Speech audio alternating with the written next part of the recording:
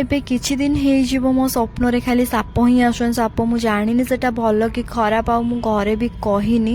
ଶୋଇଲା ଟାଇମ୍ରେ ନୁହେଁ, ବାଥରୁମ୍ରେ ବି ମୁଁ ଯେତେବେଳେ ଫେସ୍ ୱାଶ୍ କରୁଥାଏ ମୋତେ ଲାଗେ ସାପ ମୋ ଗୋଡ଼ ପାଖରେ ଅଛି ବୋଲି। ଜାଣିନି କ'ଣ ପାଇଁ ଏମିତି ଲାଗେ।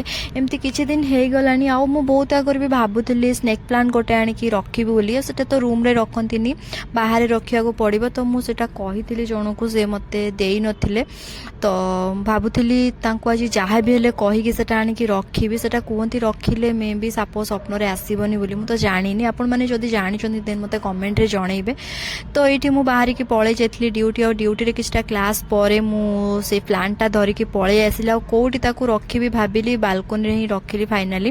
ତ ତାପରେ ଏଇଠି ମୋର ଆସିଥିଲା କିଛିଟା ପାର୍ସଲ ରିସିଭ୍ ତ କରିଦେଲି। ଅନବକ୍ସିଂ କରିବି ପରେ ଟିକେ ମୋତେ ଫେସ୍ ପ୍ୟାକ୍ ଲଗାଇବାର ଅଛି। ବହୁତ ଦିନ ହେଲାଣି ଫେସ୍ ପ୍ୟାକ୍ ଟ୍ରାଏ କରିନଥିଲି। ଆଉ ଫେସ୍ ପ୍ୟାକ୍ ଲଗାଇଲା ପରେ ମୁଁ ଜାଣିନଥିଲି ଏମିତି ମୋ ଫେସ୍ରେ ହେବ ବୋଲି। ତ ଏଇଠି ମୁଁ ଲଗାଉଥିଲି ପିଓର ହଳଦୀ ଯେଉଁଟା ଆସେ ଗାଁରେ, ଯେଉଁଟା ମିଳେ, ସାଙ୍ଗ ଆଣିଥିଲା। ତା ଦେହରେ କିଛି ହନି ଆଉ ପାଣି ମିଶାଇକିନା ଲଗାଉଥିଲି, ଯେଉଁଟାକି ଫେସ୍ରେ। ଆଉ ତା ପରର ରେଜଲ୍ଟ ଆପଣ ଦେଖିବେ, ଟିକେ ୱେଟ୍ କରିଯାଆନ୍ତୁ।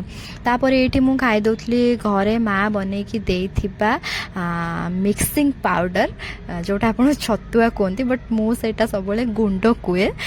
ଏଇଟା ଗୋଟେ ମୋର ଟିକେ ୟୁନିକ୍ ଷ୍ଟାଇଲ୍। ତ ତାପରେ ଏଇଠି ମୁଁ ସେ ପାର୍ସଲଟା ଅନବକ୍ସିଂ କରୁଥିଲି, ଯେଉଁଟାରେ ଦୁଇଟା ଥିଲା କାଚ ଗ୍ଲାସ୍ ଟାଇପ୍ର। ଆପଣ ଯାହା ବି କହିପାରିବେ ସେଟା, ମୁଁ ତ କାଚ ଗ୍ଲାସ୍ ଜାଣିଛି। ତ ସେଟାକୁ ଏଇଠି ଟିକେ ମୁଁ ଷ୍ଟାଇଲ୍ ମାରିକିନା ଟିକେ ଦେଖାଉଥିଲି। ଆଉ ତାପରେ ଅବସ୍ଥା ଦେଖନ୍ତୁ, ମୋ ଫେସ୍ରେ ହାଲତ କେମିତି ହେଇଛି।